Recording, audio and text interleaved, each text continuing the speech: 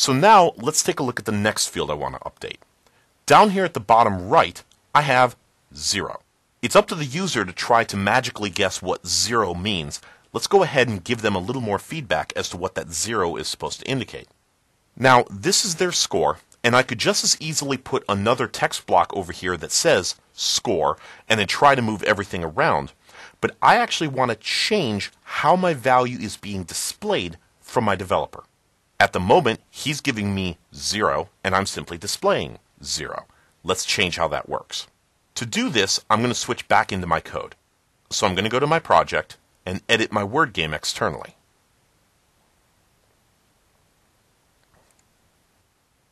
I'm going to add a new class to my object called a value converter.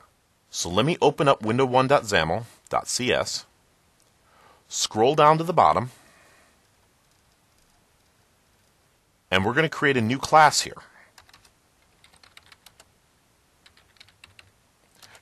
This is going to be my score displayer.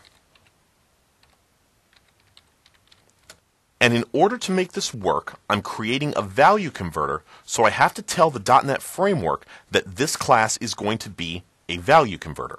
In order to do that, I just type iValueConverter here and press return. Now what is this? This is getting a little bit into the .NET framework again, but what I'm doing is I'm explaining that the class I'm going to create is one that knows how to convert one value into another. If I hit build here by hitting Control-Shift-B, Visual Studio is first going to ask me if I want to convert my project to a solution. I don't really want to do that, so I'm just going to cancel that. And it's going to come up with 2 errors.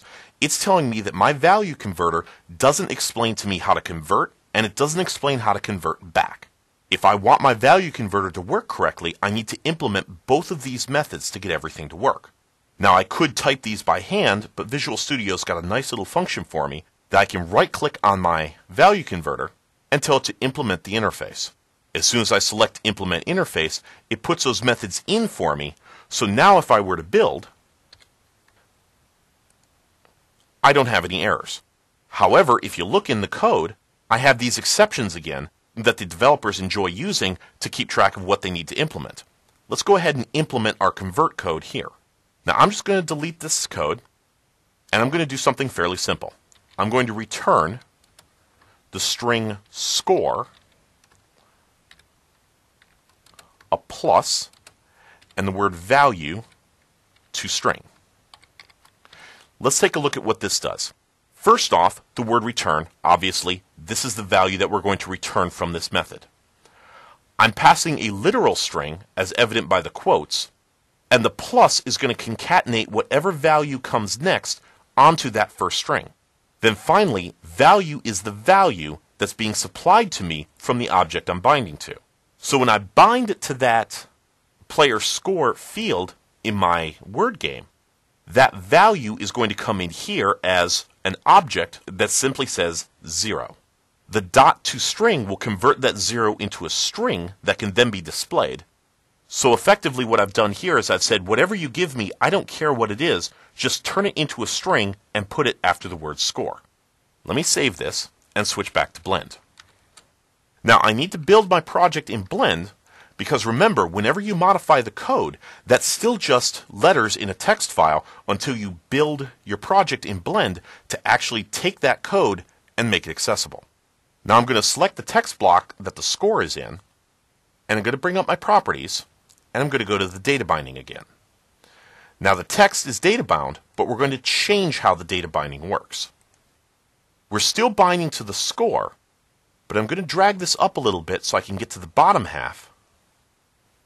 And I'm going to click on the 3 dots here to get access to all of the value converters that it already knows. Some of these are provided for you by the Windows Presentation Foundation, but here's the one I created in the score displayer. Now I'm going to say OK, and now watch when I press Finish. The text score is now tacked on with the number 50, so when I press F5, the text is put together for me and I don't need to make any other modifications. So Start New Game, I now have the score 0, and as I enter values in, they're going to get displayed for me. So this is a fairly basic value converter, But keep in mind, you can do a lot more with value converters than just this.